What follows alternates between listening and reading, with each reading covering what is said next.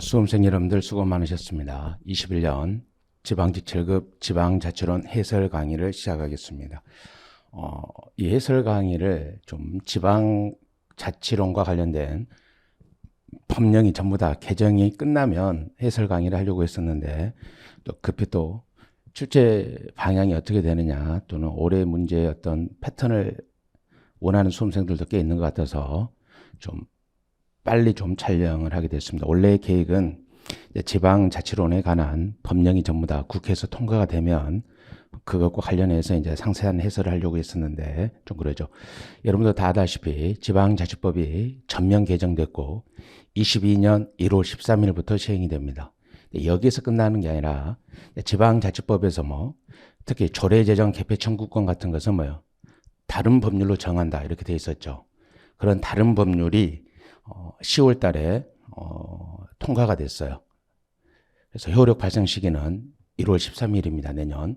아울러서 이것만 이제 통과가 된 게 아니라 우리가 이제 지방자치단체 그 관련해서 주민 파트 있잖아요. 주민 파트 중에서 주민 소환에 관한 법률이나 주민투표법도 지금 국회 계류 중이에요.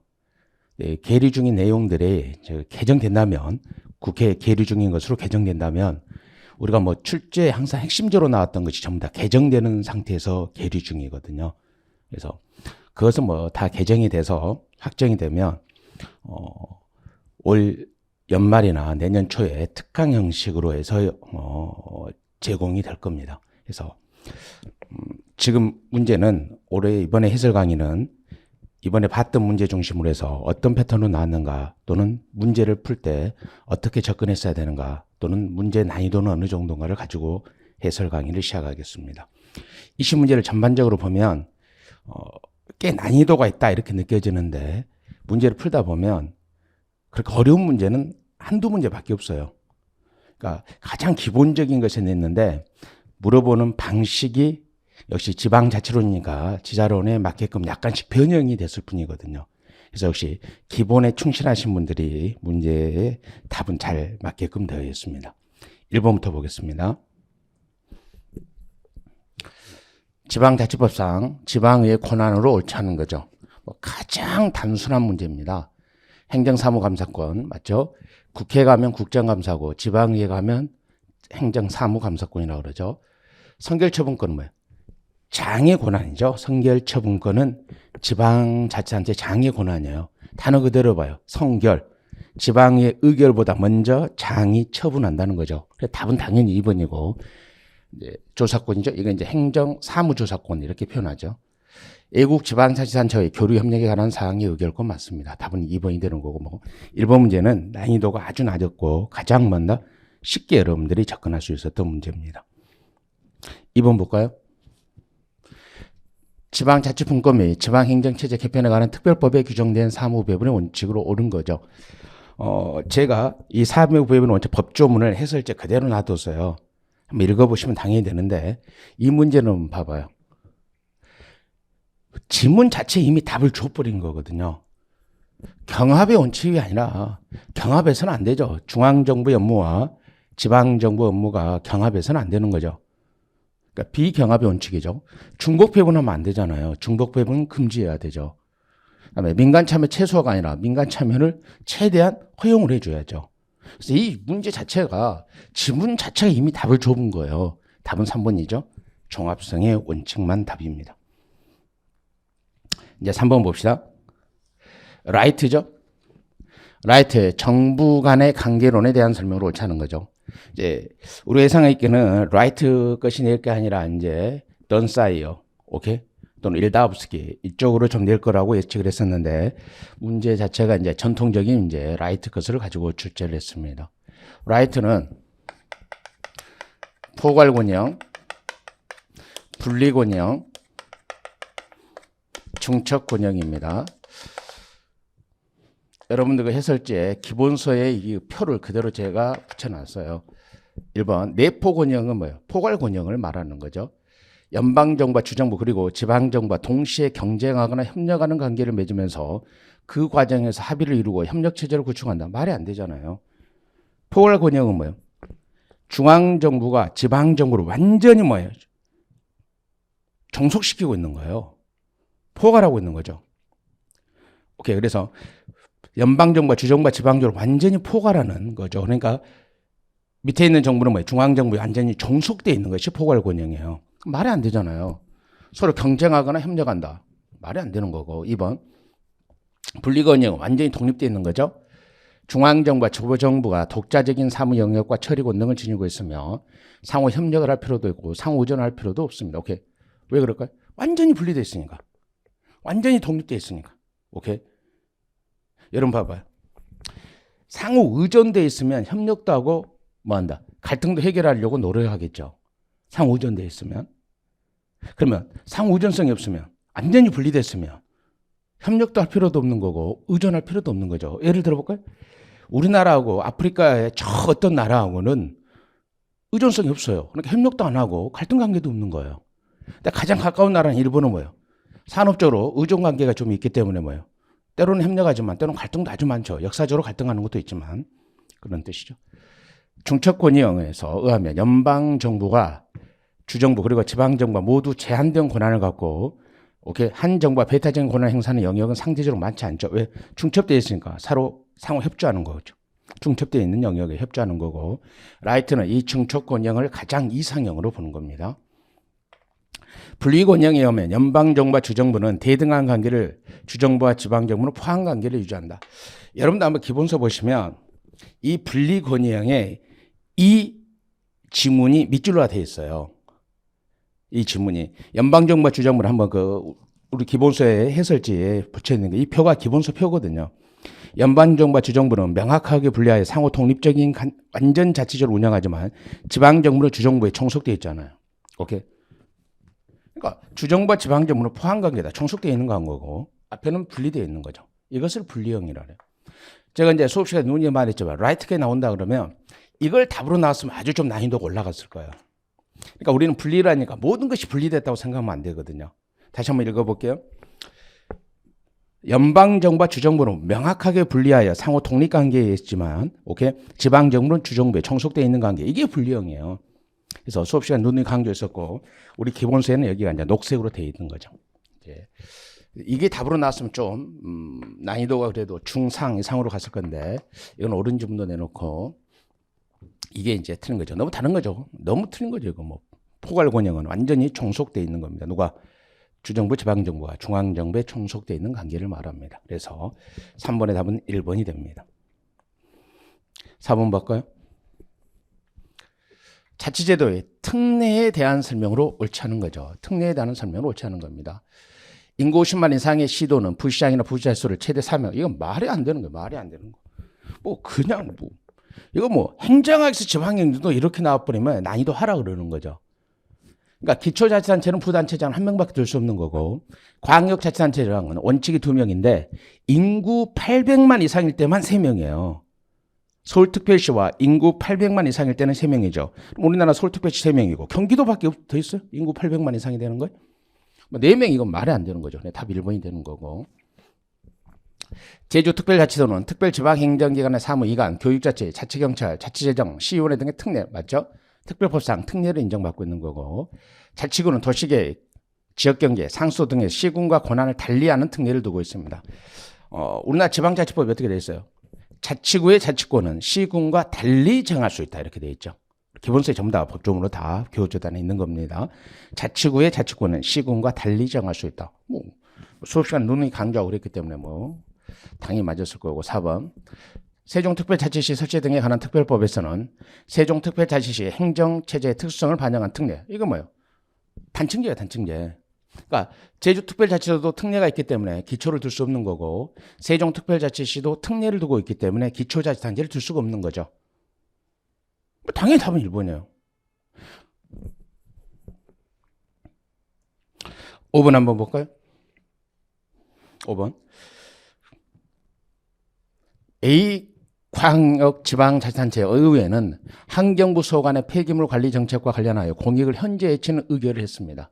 이에 대한 설명으로 옳지 않은 거죠. 그러니까 지방의회가 환경과 관련된 것에 대해서 공익을 현저히 해한 것을 의결했단 말이에요.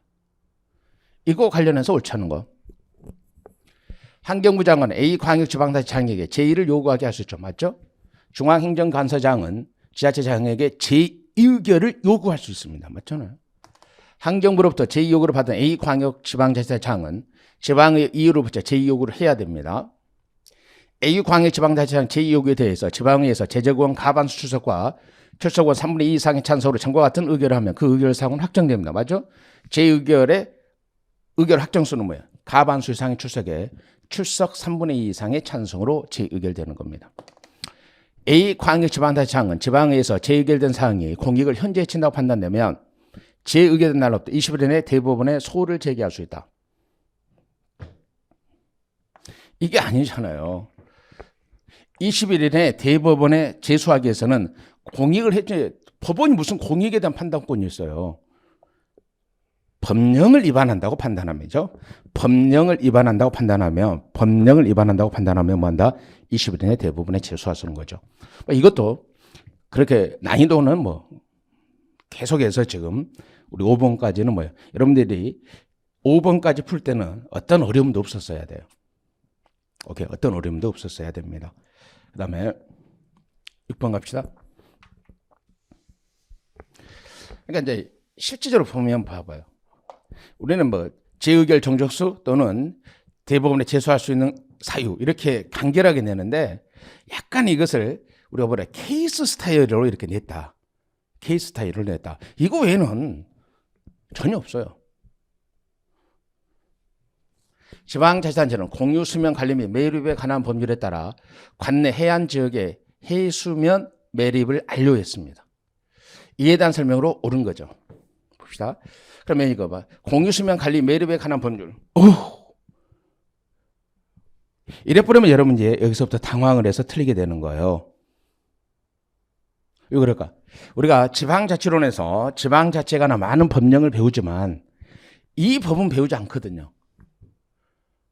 그래서 여러분 여기서 틀려버린단 말이에요. 근데 먼저 해설지 한번 볼까요? 지방자치법 제4조에 4조. 지방자치법 제4조를 보시면 지방자치단체 명칭과 구역이 있죠. 제가 한번 읽어볼게요.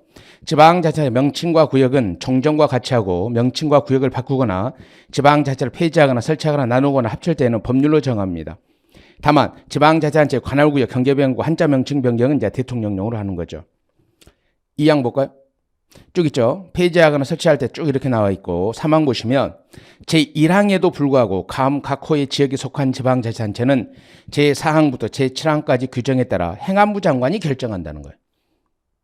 그러니까 지방자치법 제4조 3항이 뭐다? 다양한 이유에도 불구하고 누가 결정한다? 행정안전부 장관이 결정한다는 거예요. 그러면 1번 봐봐요. 공유수면 관리 및 매립에 가르는 법률에 따른 매립지. 오케이? 맞잖아요. 그 다음에 이제 공유수면 매립에 가는 거죠. 그럼 봅시다. 매립지가 속할 지방자치단체는 뭐예요? 행안부 장관이 결정하는 거예요. 행안부 장관이. 그러니까 답을 그냥 준 거예요. 지방자치법상의 법조문으로 답을 준 거란 말이에요. 다시 한번 지방자치법 제4조 3항 이름에도 불구하고 행안부 장관이 결정하죠. 법률에 따른 매립지. 오케이. 공유수면에 관한 법률에 따른 매립지는 행안부 장관이 결정하는 거예요. 그러면 이제 공유수면 관리에 관한 법률 제가 쭉 써놨단 말이에요.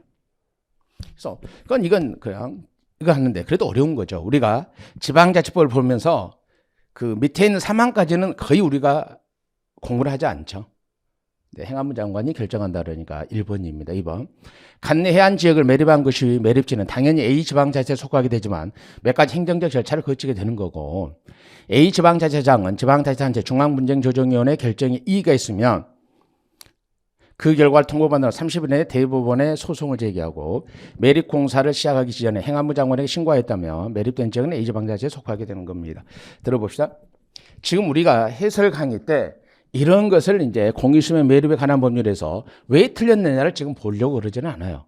왜? 실제로 이런 문제는 우리가 이제 기출문제 해설 강의 어디?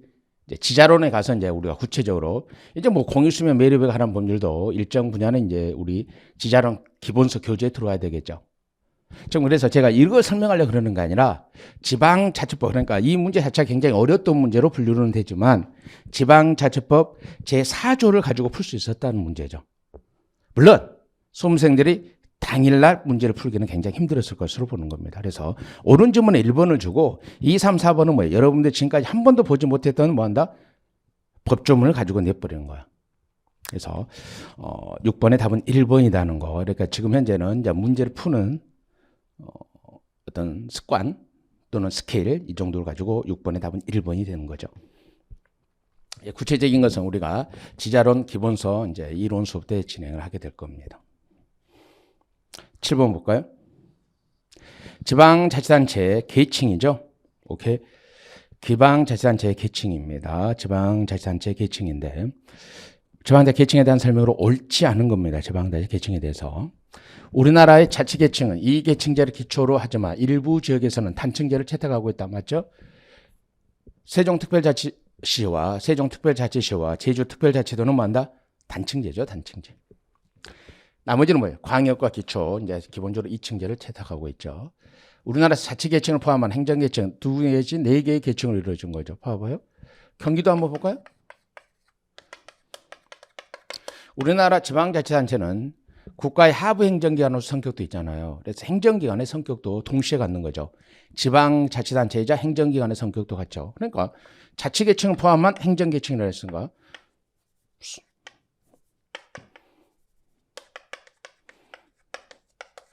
오케이.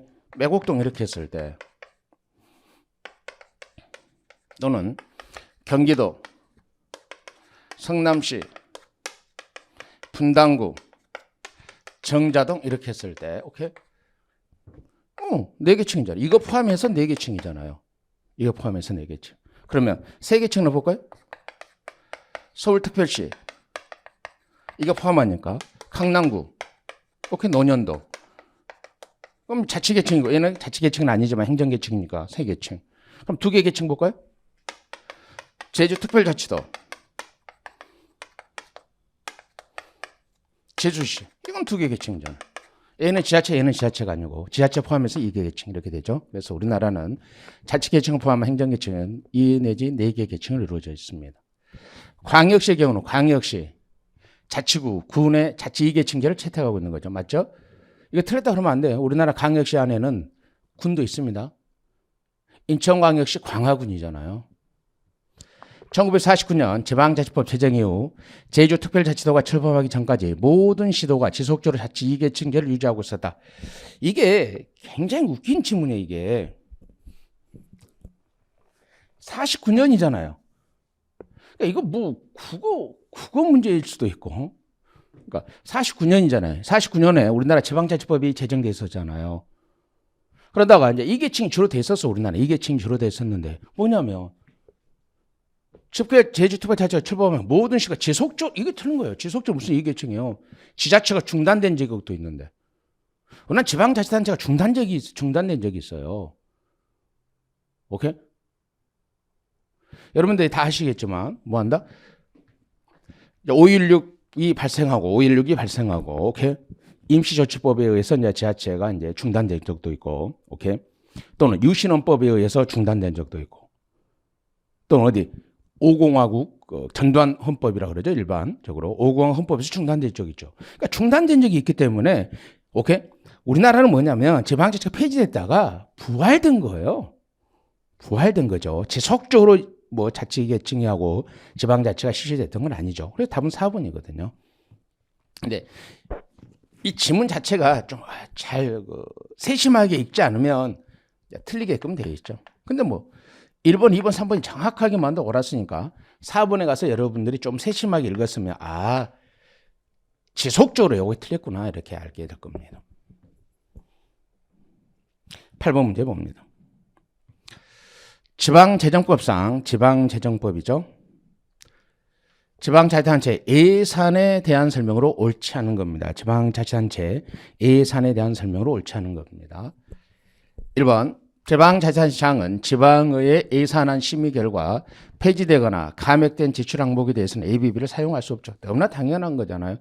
의회가 폐지해본 것을 어떻게 ABB를 써요? 계속비를 지출할 수 있는 연한은 그 회계연부터 5년 이내로 하지만 필요하다고 인정할 때는 지방의 의결을 거쳐 다시 그 연장을 연장할 수 있습니다. 봐봐. 중앙정부에서는 계속비를 연장할 때는 국회가 의결해야 되는 것처럼 지방자치단체에서는 계속비를 연장할 때는 뭐 한다? 지방의회 의결로서 연장할 수 있는 겁니다. 지방자치는 예산이 여성과 남성에게 미치는 효과를 평가하는 거죠. 지방자치 예산에 반영하기 위해서 노력해야 됩니다. 즉 성인재산이죠. 그러나 성인재산은 중앙정부, 지방정부에 전부 다 반영되어 있는 겁니다. 3번 볼까요? 지방자치장은 지방자치기구, 직제 또는 정원에 관하여 법령의 조례 제정, 개정 또는 폐지로 인하여 관계기관 사이에 직무권한에 변동되었을 때는 지방의 의결을 거쳐 그 예산을 상호 이체하여야 한다. 만약에 이 4번 지문을 여러분들은 어떻게 했을까요? 접근해서 답은 4번인데 이체잖아. 이체는 핵심이 이거예요. 지방의 의결을 거치지 않아요. 무슨 이체가 사전 의결 원칙을 지켜요. 이게 핵심이에요. 근데 뭐 하여야 한다 이것도 할 수 있다는 거죠. 할 수 있는 건데 기본적으로 뭐 하여야 한다 할 수 있다 이거 법조문을 가지고 냈을 때는 뒷문이 중심이 되는 게 아니라 뭐에 초점을 뒀다? 뭐에 초점이 됐다? 사전 의결 요걸 핵심을 둔 거예요. 한번 읽어볼게요. 지방재정법 제47조 2거든요. 지방자치단체장은 지방자치기구, 직제 또는 정원에 관한 법령이나 조례의 제정, 개정 또는 폐지로 인하여 관계기관 사이에 직무권한이나 그 밖의 사항이 변동되었을 때는 그 예산을 상호 이체할 수 있습니다. 이 경우 지방자치장은 분기 만료일에 속하는 달에 다음 달까지 그 내역을 지방의결에 제출하면 되는 거지. 사전 의결 안 받는단 말이에요. 오케이? 사전 의결을 받지 않습니다. 근데 이제 일부 수험생한테 물어봤더니 이걸 놓쳤어. 그러니까 사전 의결을 받는다. 이게 틀렸다는 걸 놓친 거야. 그러니까 하여야 한다. 그래서 이게 틀렸을 거야. 뭐 한다? 할 수 있다. 그것까지 가지고 출제했을까 하는 생각은 들어요. 법조문 정확하게 보면 뭐예요? 할 수 있다죠. 하여야 한다는 아니죠. 할 수 있다는데 아마 이것까지 해서 출제했을까 하는 것은 제가 좀 퀘스천 마크가 되고 사전 의결을 받지 않는다는 것이 이제 주 포인트로 해서 이제 출제를 한 거죠. 하여튼 맞췄으면 되는 거죠. 8번의 답은 4번입니다. 9번입니다. 지방자치법 시행령에 규정된 지방자치 종류별 사무 중에서 주민의 복지 증진에 관한 사무에 해당하는 것만을 모두 고르라는 겁니다. 우리가 이제 지자론 기본 이론반 수업에 올인원 수업 때 좀 귀찮지만 몇 번 다뤘던 문제예요, 이게. 귀찮지만 몇 번 다뤘던 문제인데 이제 이게 출제가 된 거죠. 답은 이제 4번이거든요. 답은 4번인데 봅시다. 디귿법 볼까요? 지방공기업에 관련 지방채 발행과 재단법인에 설치하는 묘지, 화장장, 봉안당의 허가가 뭐예요? 주민의 복지와 관련된 거예요. 지방의 복지. 오케이. 그래서 지방공기업에서 대부분 하는 게 뭐예요? 우리가 흔히 말하는 이제 임대 아파트 지고 또는 뭐 분양 아파트도 지고 막 그런 데죠. 그러니까 주민의 주거복지와 관련된 거고 재단법인이 설치하는 묘지, 이건 뭐 당연히 뭐 망자에 대한 또는 묘지에 대한 주민복지에 해당하는 건데 우리가 이제 이걸 다 외워야 되는데 우리가 몇 번 다뤘었던 거죠. 그래서 뭐 이거 좀 어려웠다고 생각할 수도 있어요. 굉장히. 그러니까 많이 연습을 했어도 이게 이제 예민하게 여러분들이 정리를 안 했으면 좀 틀렸었고 그래서 문제죠. 그러니까 아마 9번 문제가 우리 수험생들이 가장 많다 틀렸지 않았느냐 이런 생각을 가져봅니다. 그러면 기억은 뭘까요? 가축전염병은 뭐예요? 가축전염병은 산업진흥에 관한 사무예요. 가축전염병 예방 및 진료는 산업진흥에 관한 사무고 지방소비자보호위원회 설치도 역시 산업진흥에 관한 사무입니다. 오케이? 그래서 단순하게 이렇게 정리하는 건데 이게 시행령에서 이제 지방자치법이 쭉 나열되어 있고 시행령에서는 이게 또 표로 정리되어 있어요. 이제 거기에서 집중했기 때문에 우리가 좀 기본 이론 수업 시간에 몇 번 정리를 하고 또 문제도 좀 풀어봤었지만 수험생들이 굉장히 어려워했던 파트 중에 하나입니다. 어려워했었고 많은 수험생들이 이제 9번 문제가 틀렸다 이렇게 이제 피드백이 되고 있습니다. 그래서 9번의 답은 4번입니다. 10번입니다. 지방의 선거에 대한 설명으로 옳은 거죠. 1991년 이후 전국 광역 지방의 의원 정수의 총합은 지속적으로 증가했다. 맞을까요? 옳은 걸 골라라 했어. 옳은 거. 옳은 거 골랐는데 여러분 쭉 해설 써놓고 했지만 1번은 뭐냐면 전국 광역 지방의 의원 정수는 총합은 지속적으로 증가한 거 아니라 우리나라 지방의 의원 정수를 어떻게 할 것인가는 끊임없이 뭐예요? 논란의 대상이 됐었고 너무 많았기 때문에 또 줄이기도 하고 그랬단 말이에요.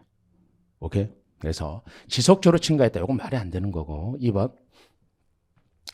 기초지방의 의원 선거 획정은 행정구역이 아니라 인구 규모를 반영한다? 아니죠. 이런 봐봐요.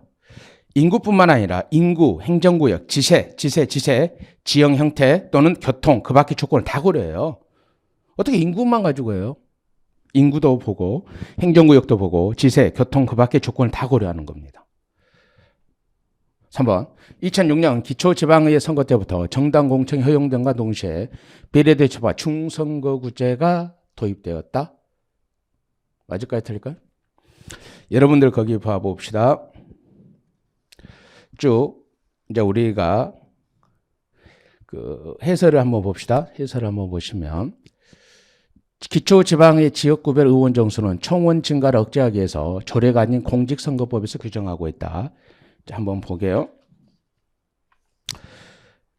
2번 해설은 인구뿐만 아니라 행정구역, 지세, 교통 그 밖의 조건을 다 고려하는 거죠. 그러면 4번 해설 법 좀 써나니까 한번 보면 되는 거고 4번 해설 한번 볼까요? 자치구 시군의 의원 정수죠. 시도별 자치구 시군 의원의 총 정수는 별표 3과 같이 하고 자치구 시군의 의원 정수는 당의 시도의 총 정수 범위 내에서 쭉 당의 시도의 자치구 시군 선거관리위원회가 자치구 시군구 선거관리와 지역대표성 고려하여 밑줄 중앙선거관리위원회 규칙이 정하는 기준에 따라 정하는 거예요. 누가? 선거관리위원회가 선거관리위원회가 중앙선거관리위원회 규칙의 기준에 따라 정하는 거지 공직선거법에 의해서 규정한다? 아니잖아요. 이것도 틀렸고. 오케이. 그래서 옳은 건 3번밖에 없습니다. 봐봐. 이때부터 정당 공천이 허용됐고 동시에 비례대표제와 중선거구제가 도입됐죠. 그러니까 우리나라는 다소선거구인데 기초지방의 지역구 선거만 중선거구제죠. 한 선거구에서 2명 내지 4명을 뽑습니다. 그래서 10번의 답은 3번입니다. 오케이. 근데 이건 뭐 우리가 이런 개념적 흐름인데 난이도가 한 중상 이렇게 보시면 됩니다. 난이도가 좀 중상 이렇게 보시면 되고 11번 봅니다. 지방자치법상 지방의 의결 정족수에 대한 설명으로 옳지 않은 겁니다. 지방의 의결 정족수에 대해서 옳지 않은 겁니다. 지방자치단체 사무소의 소재를 변경하기 위해서는 오케이.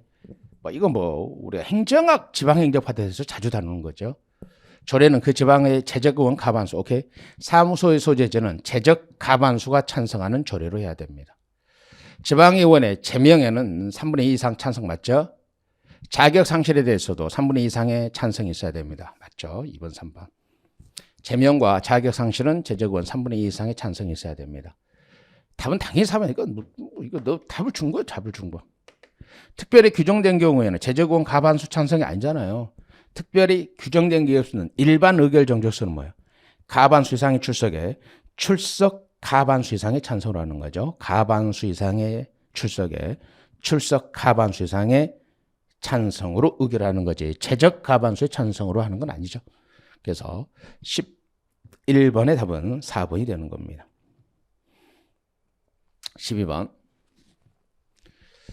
지방자치법상 자치입법권에 대한 설명으로 옳지 않은 거죠. 조례와 규칙은 특별한 규정이 없으면 공포한 날로부터 효력이 발생한다? 아니죠. 조례와 규칙은 특별한 규정이 없으면 공포한 날로부터 20일이 지나면 효력을 갖는 거예요. 오케이? 특별한 규정이 없으면 공포한 날로부터 20일이 지나면 효력을 발생합니다. 당연히 답이 1번이고 2번 지방자치장이 조례안을 이송받고 20일 이내에 공포하지 않거나 재요구를 하지 않으면 그 조례안은 조례에서 확정되는 거죠.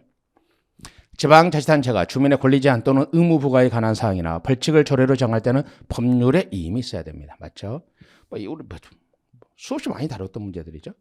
두 지방자치를 합하여 새로운 지방자치단체가 설치된다며 그 지방자치장은 새로운 조례가 제정 시행될 때까지 종래 그 지역에 시행되던 조례를 계속 시행할 수 있는 거죠. 답 1번입니다. 13번의 문제를 봅니다. 13번의 문제를 봅니다. 얘는 어떤 문제냐면 우리가 지방세를 가지고 이것을 이제 케이스형으로 낸 거예요. 지방세. 봅시다. 옳은 거죠. 경기도 안성시 주민인 최모 씨가 오늘 아침에 구입한 담배 부과된 담배 소비세, 오케이? 경기도에 납부될 것이다. 그럼 봐봐. 담배 소비세가 지방세인데 도세야 시군세 이걸 물어본 거예요. 오케이? 담배 소비세가 다시 한번 지방세인데 시군세예요, 도세예요? 여러분 해설에 제가 뭐 기본서에 있는 우리 그 지방세 표 도표 해놨는데 담배 소비세는 시군세예요, 시군세. 그러니까 경기도에 납부되는 게 아니라 안성시 세금이에요, 이건. 시군세니까. 그래서 1번은 틀린 거고 2번. 사업자 등록을 하고 승마투표권을 판매한 강원도 강릉시 주민 이모 씨가 레지세는 그러면 레지세는 강릉시세가 맞아? 시군세가 맞냐고. 레지세는 뭐예요? 도세예요, 도세. 레지세는 도세입니다. 오케이? 레지세는 도세에 해당합니다. 3번. 충청남도 태안군 주민인 강모 씨가 오늘 치드가 양식업권에 부과된 등록면허세는 충청남도에 납부될 것이다? 그럼 등록면허세는 태안군세야, 충청남도세야?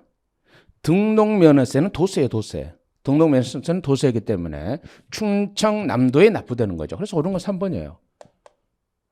4번. 자동차를 소유하고 있는 충청부터 제천시 주민인 오모 씨에게 부과된 자동차세는 충청북도에 납부될 것이다. 자동차세는 뭐예요? 도세야, 시군세야? 자동차세는 시군세예요. 시군세이기 때문에 어디로? 제천시 세금이 되는 거죠. 이처럼 지방세가 이제 주체별로 도세냐, 시군세냐, 오케이? 또는 특별시 광역시세냐, 자치구세냐, 이걸 이제 항기하고 있다는 것을 이제 물어본 거거든요. 이걸 이제 물어본 겁니다. 오케이? 그래서 문제 13번의 답은 3번이 되는 겁니다. 오케이?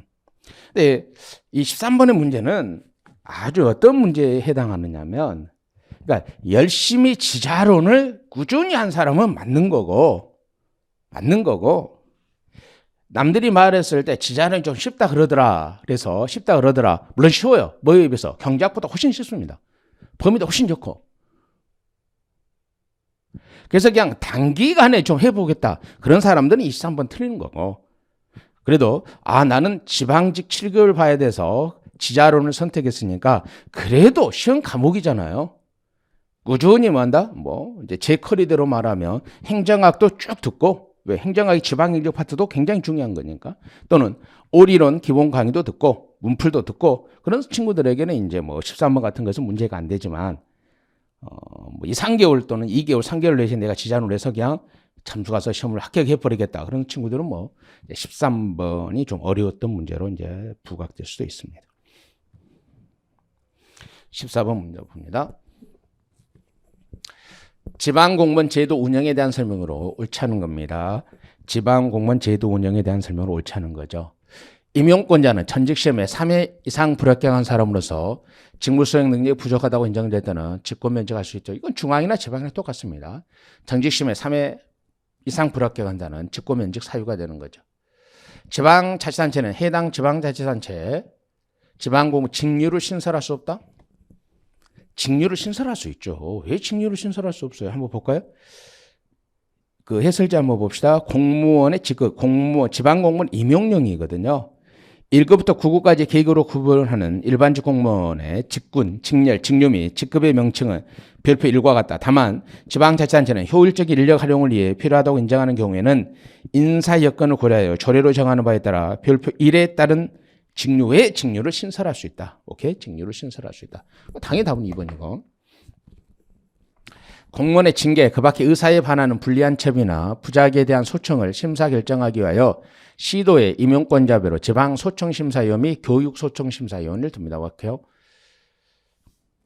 임용권자는 소속 공무원에 대한 능력 개발 등을 위하여 해당 공무원의 상급 또는 상위 공무원, 동료 하급 또는 하위 공무원 및 민원인 등에 의한 단면평가를 실시할 수 있다. 맞잖아요. 우리나라 단면평가는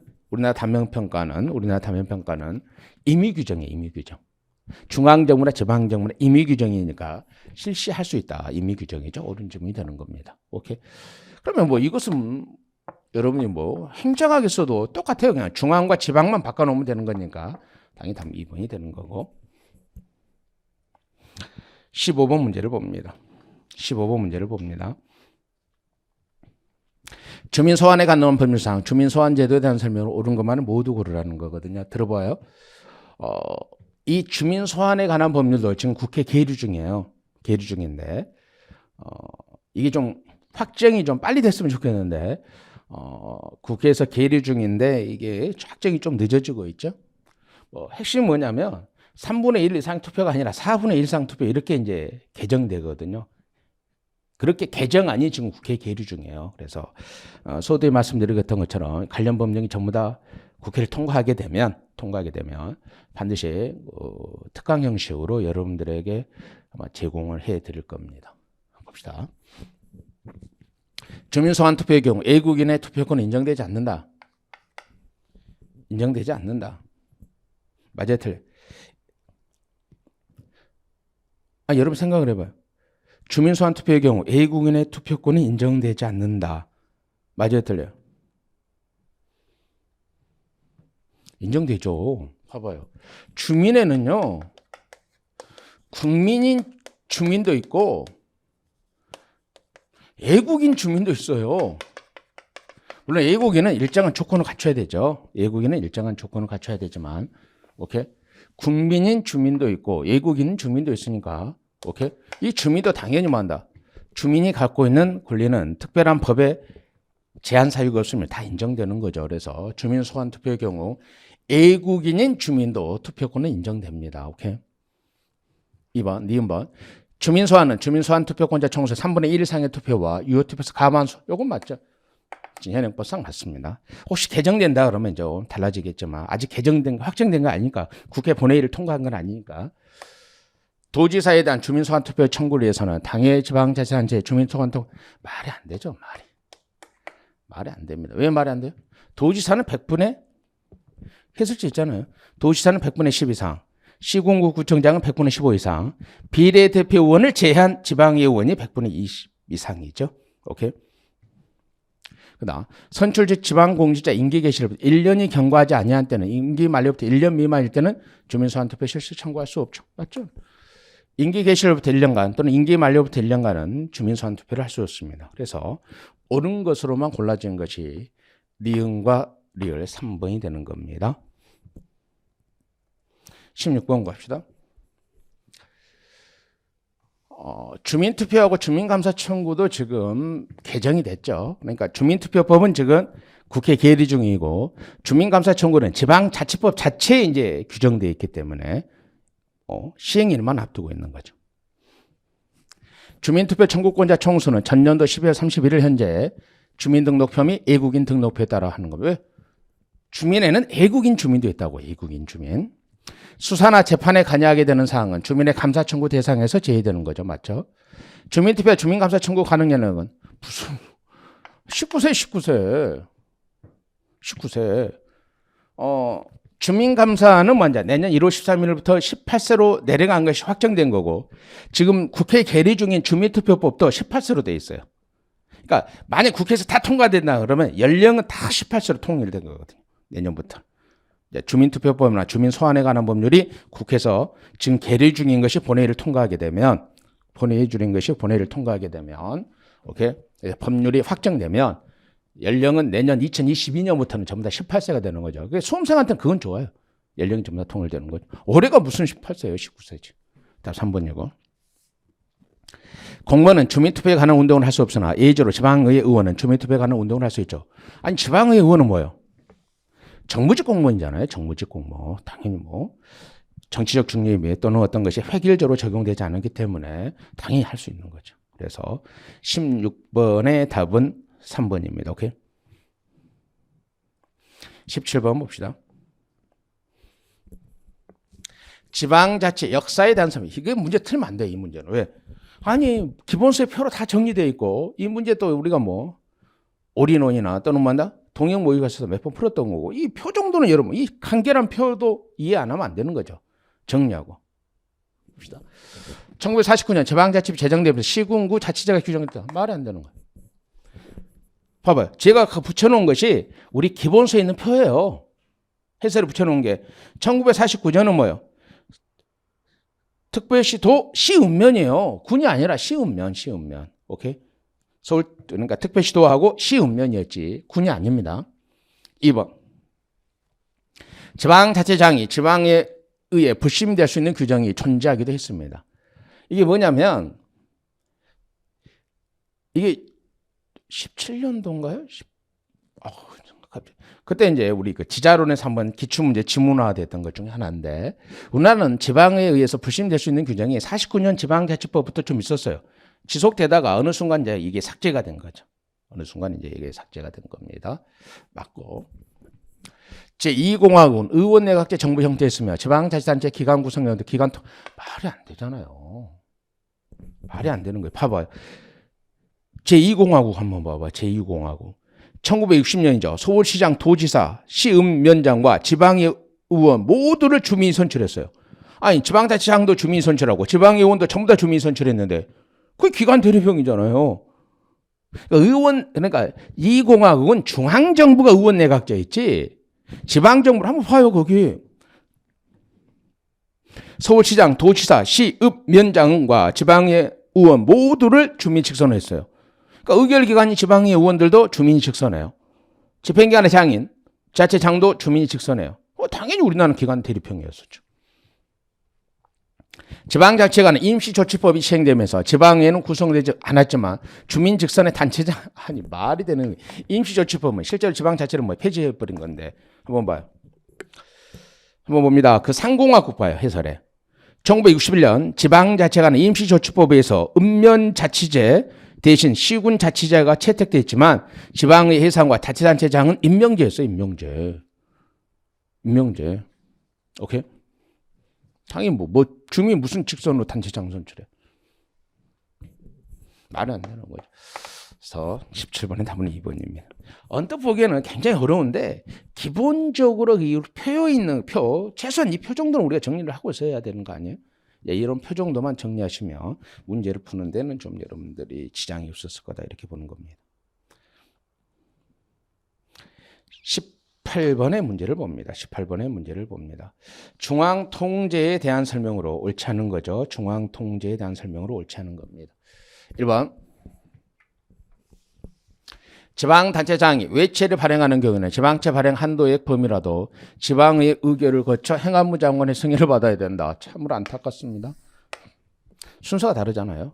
행안부 장관의 승인을 받은 후 지방의 의결을 받아요. 맞잖아요. 아니 이거 틀리면 안 되죠. 너무나 당연한데 법정을 한번 읽어볼게요. 지방재정법 11조죠. 지방단체장은 제1항에 따라 지방채를 발행하려면 재정 상황 및 채무 규모 등을 고려하여 대통령령으로 정하는 지방채 발행 한도액의 범위에서 지방의 의결을 받아야 합니다. 다만 지방채 발행 한도액 범위다라 외채를 발행하는 경우에는 지방의 의결을 거치기 전에 행정안전부 장관의 승인을 받아야 돼요. 그러니까 승인이 먼저예요. 승인을. 의결을 받기 전에 행안부 장관의 승인을 받아야 되니까. 오케이? 이거 너무 당연 1번이었죠. 2번. 자치사무에 관한 시도지사의 명령이나 처분이 법령에 위반된다고 인정되면 주무부 장관이 기간을 정하여 서면으로 시정할 것을 명하고 그 기간을 이행하지 않으면 취소정지. 이게 취소정지권이죠. 지방자치단체장은 재정 책임성 강화를 위하여 재정 위험 수준, 재정 상황 및 채무 규모 등을 고려하여 대통령 정하는 범위를 초과하는 지방채를 발행하는 경우는 행안부 장관의 승인을 받게끔 되어 있죠. 맞잖아요. 승인을 받은 후 의결을 해요. 행안부 장관의 승인을 받아야 될 것은 그러니까 이건 여기서 또 답을 준 거예요. 행안부 장관의 승인을 받아야 되는 경우는 행안부 장관의 승인을 받은 다음에 지방의 의결을 받아야 된단 말이에요. 이게 뭔지 알죠? 한도를 초과할 때는 사전에 협의된 범위 내에서는 행안부 장관의 승인 안 받아도 되지만 대통령이 정하는 범위 그 이상을 초과할 때는 행안부 장관의 사전 승인을 받아야 된단 말이에요. 행정안전부 장관 또는 긴급재정관리인은 긴급재정관리단체에 긴급재정관리계획의 이행 상황을 점검하거나 보고 또는 자료 제출을 요구할 수 있습니다. 이쪽 우리 많이 다뤘었는데 안 나왔어요. 이쪽 많이 다뤘었는데 안 나왔죠. 19번 갑시다. 지방자치단체 조합을 설립할 때 행안부 장관의 승인을 받아야 하는 상황만을 모두 고르라는 겁니다. 봅시다. 이거잖아요. 뭐 우리 너무나도 많이 하는데 자꾸 A, B, C를 하니까 여러분들이 뭐 읽을 때 그러신 거 너무 쉬운 거잖아요. 시군구 간의 조합을 만들 때는 시도지사의 승인을 받아야 되죠. 그러면 시도와 시도와 시도를 달리하는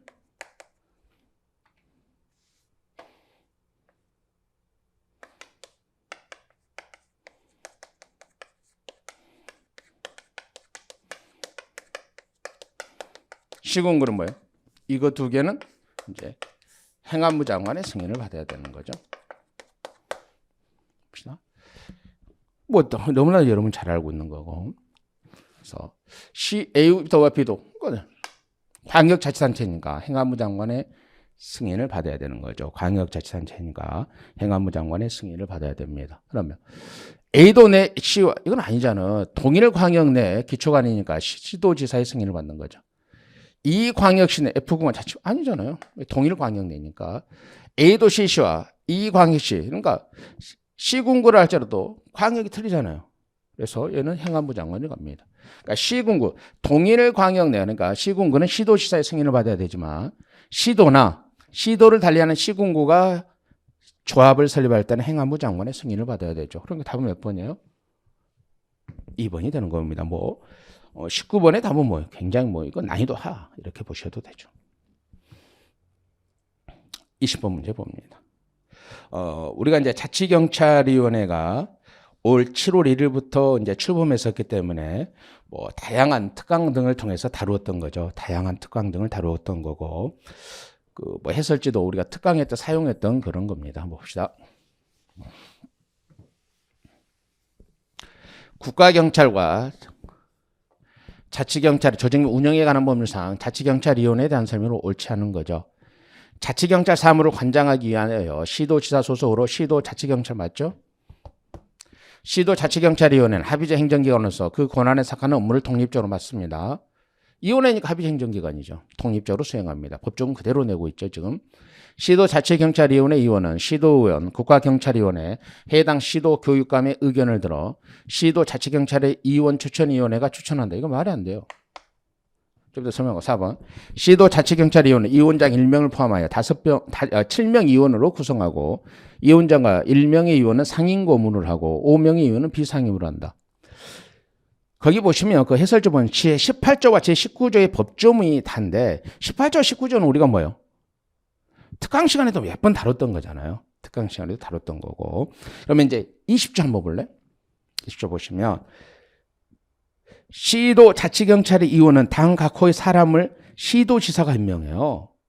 그러니까 시도의원회가 추천하는 사람 2명, 국가경찰위원회가 추천하는 사람 1사람, 교육감이 추천하는 1사람, 시도자치경찰의 위원 추천위원회가 추천한 2명, 시도지사가 지명한 1명 이렇게 되는 거죠. 그러니까 이건 뭐냐면